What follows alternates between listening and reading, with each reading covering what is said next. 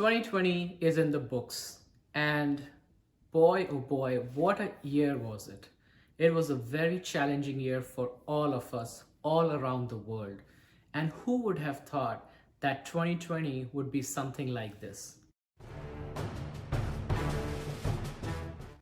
We are again at the crossroads to decide whether we want to make the next year better than what we had. And unlike other years, I truly believe that 2021 is going to be the most transformative year for most of us. By the end of this video, you will have access to the 4 goals which will help you transform you holistically. Personal growth is about progress and not perfection. Hello everyone, welcome to the channel. I'm your host Kay, and on this channel we talk about personal finance, investing, stocks, and much more. So without further ado, let's dive into our top goals. Goal number 1. Take care of your health. Now you would ask me, why is this my first goal in a financial video? Well, let me explain. As the saying goes, health is wealth. With a lot of us being in quarantine, we have developed some very bad habits, and in case in point, I have been sleeping very late, in the last few months, and which of course impacts negatively, on your health. Healthy body will ensure that you keep those pesky, expensive hospital bills out of your financial domain, because those can really wreak havoc on your personal finance. So regardless of your age or gender, I do recommend incorporating some kind of a physical activity, starting off with few minutes to maybe an hour if you have the time, because it will not only help you get a sense of achievement, but it will also help you improve your body and mind-soul connection, which will help you to take those challenges head on. Off to goal number 2. Identify and track your income and expenses. So before you begin any kind of a financial journey, you need to first build a baseline on what you make and what you spend. It is very important to have a picture of where you stand so that you can take that as a baseline and track your progress over months and years. There are many methods to do that, but I do it very simply, which has worked for me over 12 years, is to track my income and expenses in a simple spreadsheet. So I'm going to give you a sneak peek to my spreadsheet. Take a look at it.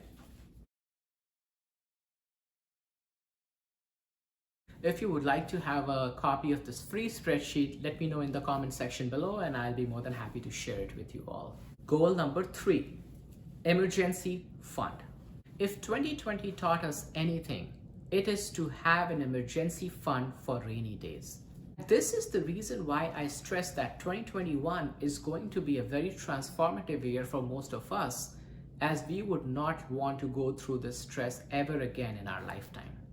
Emergency funds play a very big role in giving you a peace of mind and a sense of confidence that you can take any challenges which are thrown at you in the future, and you can take them head on. How much should you save for an emergency fund? Some say it should be 3 to 6 months of your living expenses. Some say it should be 1 to 2 years.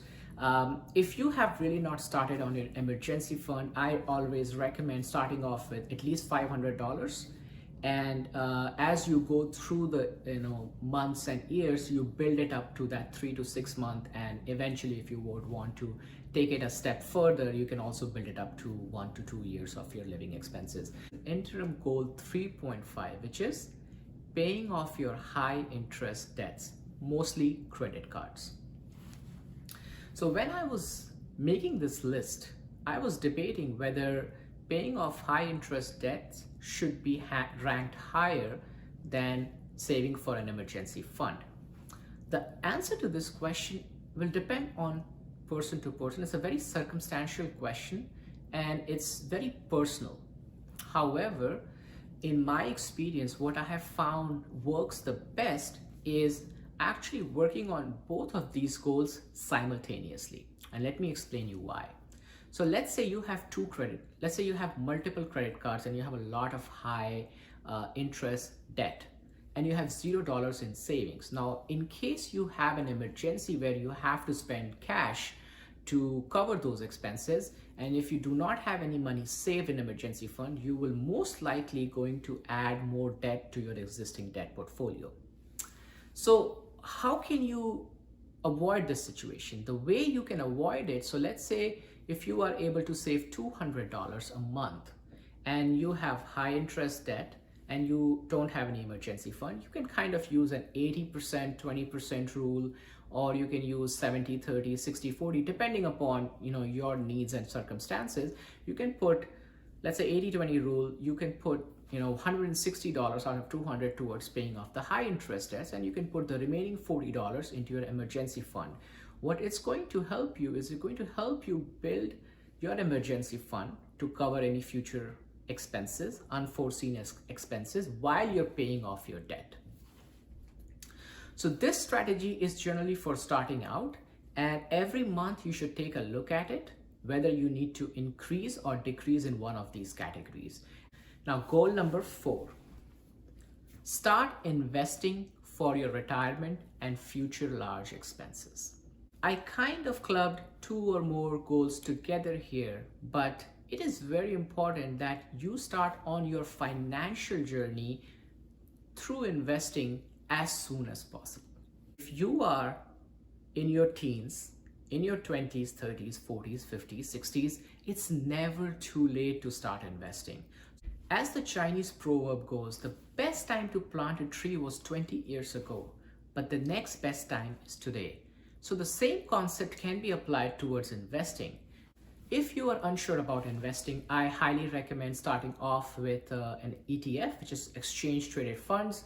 It's a group of stocks which tracks the performance of any index. So for example, S&P 500. Wait, don't go. I have more bonus content for you here. Try a no spend week every month, and you will notice that throughout the time, you will start building good habits of not spending and curtailing some of those impulsive purchases. Now, if you can try a no spend week every month for an entire year, you will save 12 weeks of no spending. And you can always start slow. If you want to try, maybe have a no spend day, maybe have a no spend few days, and then build it up to that no spend week. And if you have already perfected that, maybe you can try no spend 2 weeks in a month. So try all these different scenarios. If you are like me who likes to track everything, then you can use your income and expense spreadsheet to start tracking how much money you have saved during this time frame. And then by the end of the year, I'm pretty sure you'll have a lump sum amount which you can use to either pay off your high interest debt, add it to your emergency saving, or even invest. Or you can spend that to better your health. Have fun in this process. As human beings, we have a long life. We live decades, and it's not a sprint, it's a marathon, right? Whether you are investing, consider it as a marathon. Whether you are trying to save money for that emergency fund, it's a marathon. You don't see overnight results, and that's why it is very important to enjoy this process and have fun in this process. How you can do that is to build certain rewards for each milestone you achieve. That's it for this video, guys. I really hope you enjoyed today's content. If you like the video, don't forget to hit that like button and consider subscribing. It really helps the channel and motivates me to bring more value content for you all. But in the end, all I'll say is don't forget to invest for tomorrow.